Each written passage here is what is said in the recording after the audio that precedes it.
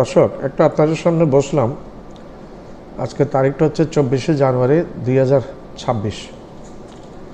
এখন বেলা 1:50 দুপুরের, 1:50 হয়ে গেছে 5 সেকেন্ড। দুটি কথা বলার জন্য বসলাম। ইরান এখন আর সেই আগের ইরান নাই। ইরান একটা দুর্ভেদ্য পরম শক্তিশালী ইরানে পরিণত হয়ে গেছে। ইরানের মধ্যে যে অস্ত্রগুলো এখন ইদানিং দেখা যাচ্ছে লেটেস্ট, DF-41 চায়নার মিসাইল, এটা Dongfeng 41 missile, international ballistic missile, আন্তঃমহাদেশীয় ব্যালিস্টিক মিসাইল। এটার পাল্লা বলা হচ্ছে 12,000 থেকে 15,000 কিলোমিটার। তাইলে ইরানে বসে শুনুন একটু, ইরানে বসে যদি এটার কোনো একটা বোতামের সুইচে চাপ দেয়, এগুলার সরাসরি নিউ ইয়র্ক, নাইলে ওয়াশিংটন, নাইলে লস অ্যাঞ্জেলেস, নাইলে অন্য যে কোনো শহরে এর আওতায় চলে আসছে, এই মিসাইলের আওতায় চলে আসছে। এটা আমেরিকার জন্য একটা বিপদের কারণ হয়ে গেছে। এটা শব্দের থেকে নাকি 25 গুণ ভারী, 25 গুণ দ্রুত গতিসম্পন্ন শব্দের থেকে। আবার এর আরেকটা মারাত্মক দিক হচ্ছে, এর মুখের মধ্যে যে নিউক্লিয়ার ওয়ারহেড আছে, 10টি নিউক্লিয়ার ওয়ারহেড বহন করার ক্ষমতা রাখে এই মিসাইলটা। এই মিসাইল যদি ছোড়া হয় নিউক্লিয়ার ওয়ারহেড দিয়ে, তাইলে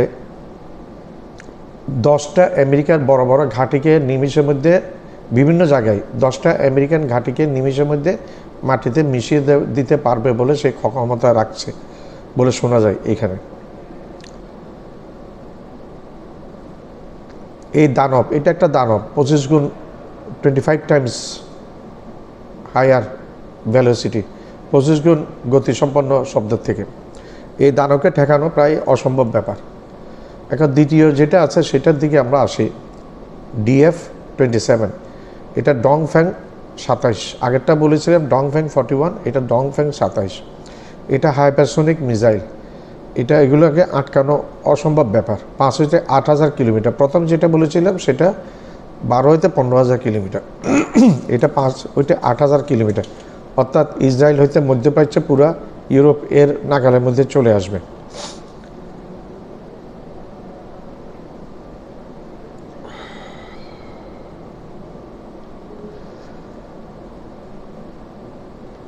চোদ্দ থেকে 16 জানুয়ারি ইরানের আকাশ বন্ধ করে দিয়েছিল।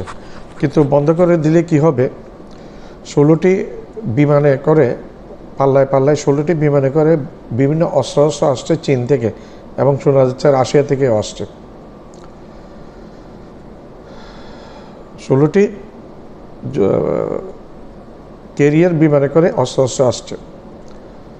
এখন 3 নম্বর মিসাইল যেটা, সেটার আলাপ করে, সেটা JL-1। এটার দূরত্ব, আঘাত করার ক্ষমতা 4,000 কিলোমিটার দূরে গিয়ে। এগুলার নিউক্লিয়ার হাইপারসনিক মিসাইল, পারমাণবিক বোমা বহন করতে পারে এগুলার মাথায়, এগুলা গিয়ে আঘাত করতে পারে। ইরানের ফরেন মিনিস্টার বলেছে, আমেরিকা যদি ইরানকে আক্রমণ করার চেষ্টা করে, তাহলে কিন্তু আমেরিকাকে চরম মূল্য দিতে হবে, যা আর শোধরাতে পারবে না। এবং বলছে এই যুদ্ধ লাগলে স্বল্প মেয়াদী হবে না, এই যুদ্ধ হবে দীর্ঘমেয়াদী। ইরানের পিছনে আছে চীনও আছে, রাশিয়াও আছে, উত্তর কোরিয়াও আছে। উত্তর কোরিয়া থেকেও কিছু পেয়েছে বলে শোনা যায়। চীনের কাছে আরও আছে S-400 আকাশ প্রতিরক্ষা ব্যবস্থা, এবং HQ-9 বিমানের মতো বিমান।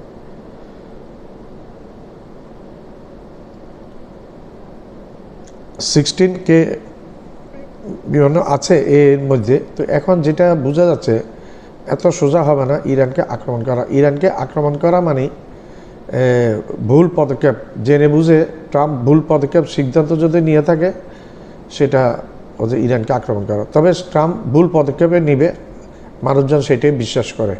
কারণ ট্রাম্পের কথাবার্তা কোনো ঠিক নেই, এক এক সময় এক এক রকম কথা বলছে সে।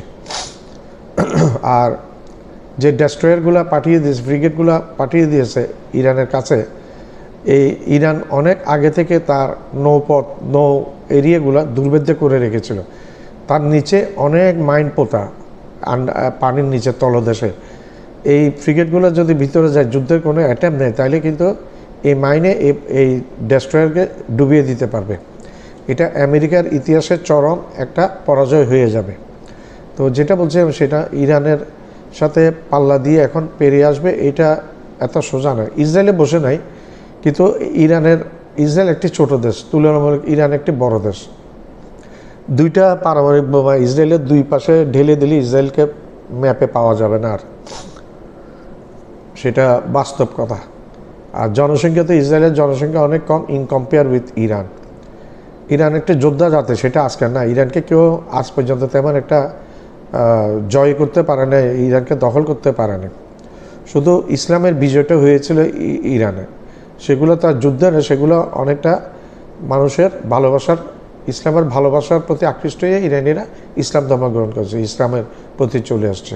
আমার চ্যানেলটা লাইক করবেন, শেয়ার করবেন, সাবস্ক্রাইব করবেন, বেল আইকনটা প্রেস করবেন, সাবস্ক্রাইব করতে ভুলবেন না। আবার বলছি, আমার চ্যানেলটা লাইক করবেন, শেয়ার করবেন, সাবস্ক্রাইব করবেন, বেল আইকনটা প্রেস করবেন, সাবস্ক্রাইব করতে ভুলবেন না।